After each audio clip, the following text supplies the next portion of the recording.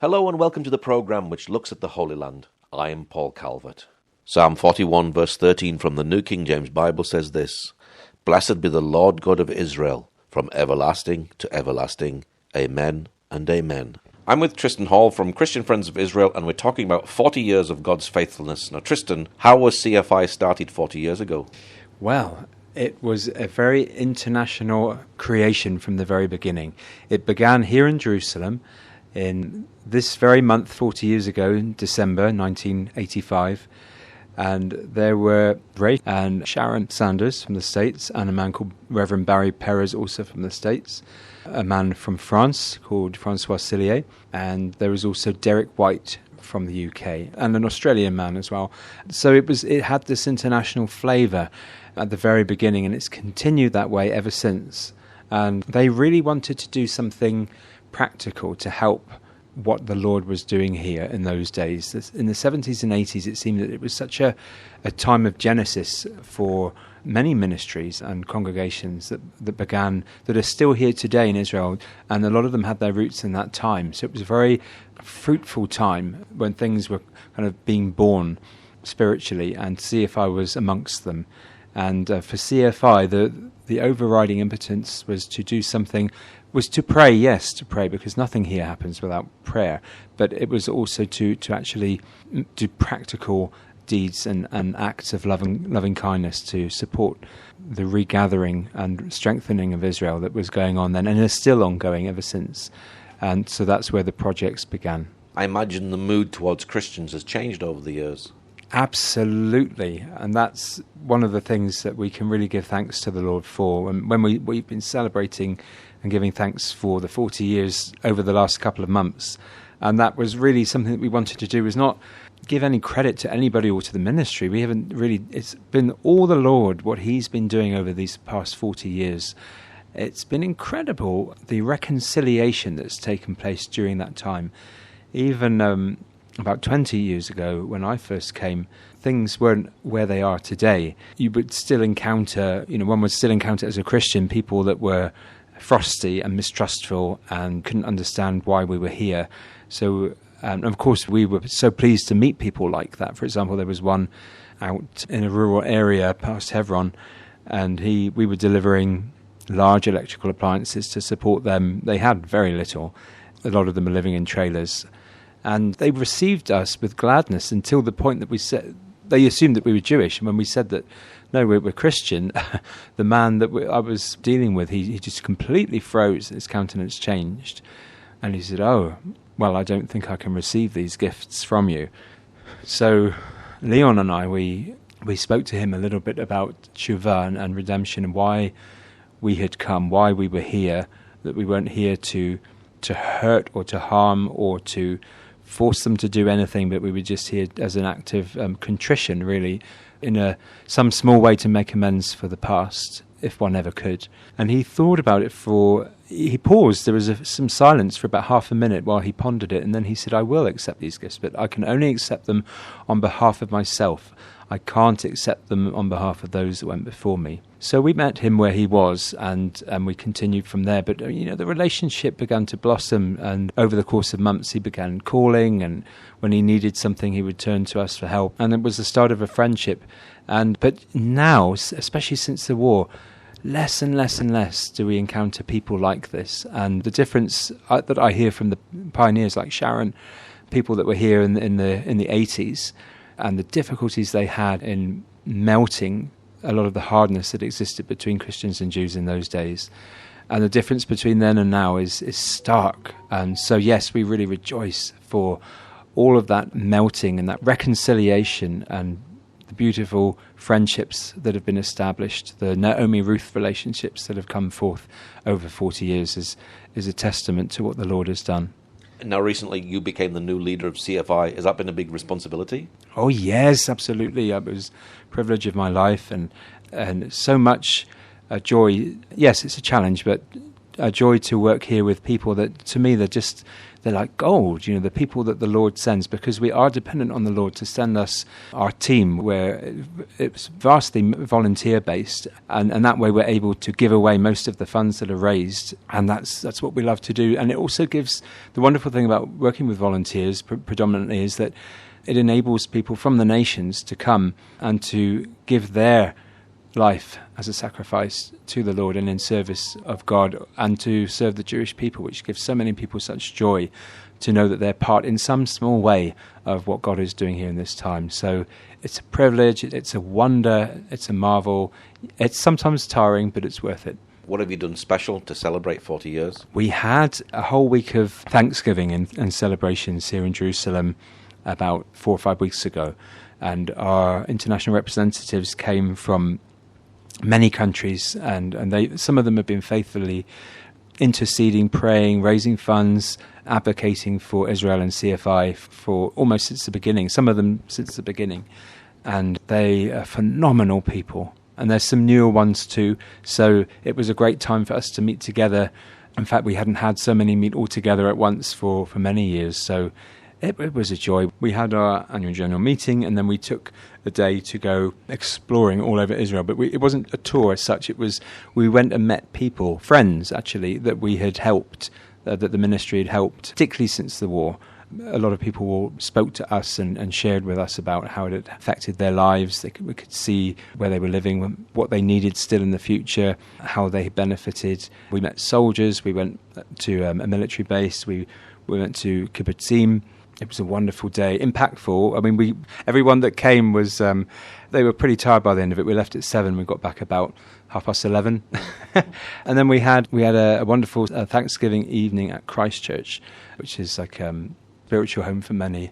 It's a special place, and that was a wonderful evening. Again, Jewish friends came and shared, but it was really a time of thanking the Lord. It wasn't a mutual backslapping time. It was really a time to thank God for what He has done and what He will do. What sort of countries did the reps come from? Are they from all over the world? Yeah, there was a good cross-section. The States and Canada and Mexico, and countries in Europe that came were the Netherlands, Germany, France, Switzerland, Italy. Obviously the UK, of course, is from the beginning. Reps from South Africa came, and there were some others. Yeah, it was a great melting pot, people that came in from different parts of the world. We managed to get by with our lingua franca, always English, I'm afraid, but there was a few translations going on in the background. Has it been a challenge leading CFI during this time of war, and have you had to adapt because of the war? Yes. One of the things that happened was, well, firstly to say, just to honour the team, we only lost one person when the war did break out, and that was really because this person's mother had a nervous breakdown. I think she was got a nervous lady anyway, so that person had to go. But everybody else stayed, and for many of us it was a stretch. People cope with things like that in different ways, and that's normal. So some were more affected than others, but everybody was pretty stoic. And actually I would say that they leaned into the Lord, they leaned into their faith, and He gave them the strength that they needed. There was a bit of a time lag, and some people's natural term of service came to an end. So we all had to kind of put all hands to deck, including me, and we were all busy doing practical tasks, buying, delivering, taking stuff to army bases, driving across the country, taking things to displaced families, and I enjoyed being part of that as much as everybody else. If anything, it was difficult not to do it more than I did, because when I lived here years ago, I was very much in the community all the time. So I loved to be part of that. But then it was amazing. The Lord just seemed to bring people in, more and more and more and more applicants. I think once people realised what was really going on, after the initial shock, people began to apply, Christians from the nations, in greater and greater numbers, and that's continued until today. There's so many people applying, and we just thank the Lord. Great people as well, people with skills and talents and gifts to contribute. So I think part of my role is to help facilitate those people coming in, finding the right niches and just shining in what they have to give. Now, being leader of CFI, you get great opportunities. So you just met Mike Huckabee yesterday. Oh yes, such a privilege to meet Ambassador Huckabee. He was a very friendly man, very helpful, and he's a very caring man, I would say. And we were so pleased to meet with him, and that he spent the time that he did with us and to work with us. I imagine over the last 40 years, things have had to change and develop. We've seen social media come on the scenes and get ready for social media and all those things. Do you think there's going to be new changes for the next 40 years? How long have we got? Well, the Lord knows. We'll keep going as long as we can. That's our goal. I mean, there's many people already, even for years, that have been prepping and shoring things up, hunkering down, and I don't knock anyone that's doing that, as long as they're doing what they feel the Lord has called them to do and not responding in fear. For us here, those of us that have assembled here, I would say that we've felt that the Lord hasn't opened the door for us to take that route, that He's calling us to endure and to keep contending in this space and for what we're doing and for this cause as long as we can. Change, other than the Lord, that they say that the only certainty is change, and there will be lots of changes, let alone the next 40 years, probably even in the next 5 years or so. But we keep going as long as we can. And yes, it's true, the media scape is completely different to what it was when we were younger, Paul. And CFI, never been not a showy ministry, and it wasn't called to be. So it's very much grassroots, working with people who are maybe not people that are known. They're just regular Joes. And we're so grateful to the support base and the intercessors that the Lord has provided. They've been an absolute amazing support. We couldn't be here without them. So a lot of the feedback we give in the media space is to feedback to people who are praying. And that's the best of all, because it's the prayers that make the difference. It's the prayers that make the difference. It's the prayers that really make a huge difference to what goes on here.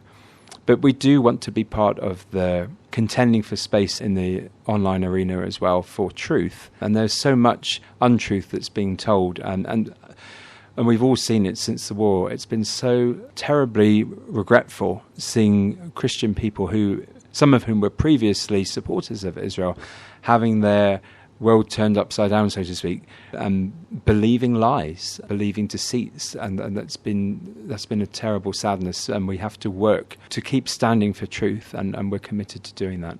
Now, can people become volunteers today? If they're listening to this message and they want to become a volunteer, can they become a volunteer today? That's right, yeah. They absolutely can.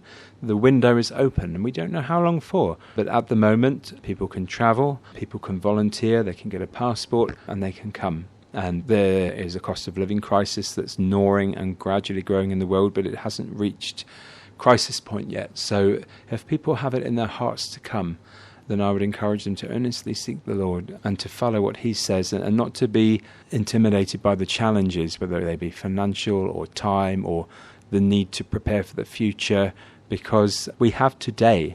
We don't know exactly what tomorrow will look like, but we have today. So now is the time. If somebody has such a call, and it says in the Proverbs, a longing fulfilled is a tree of life, and it's so life-giving to live and walk out something that the Lord is calling and the Lord is birthing, rather than reaching later life with regrets for things that were not done. What is your prayer for the next 40 years for Christian Friends of Israel? We don't want to look back. We're giving thanks to the Lord for all that He's done over these past 40 years, but we don't want to look back with any nostalgia, because we know there's still so much more that He wants to do. The ministry's not over.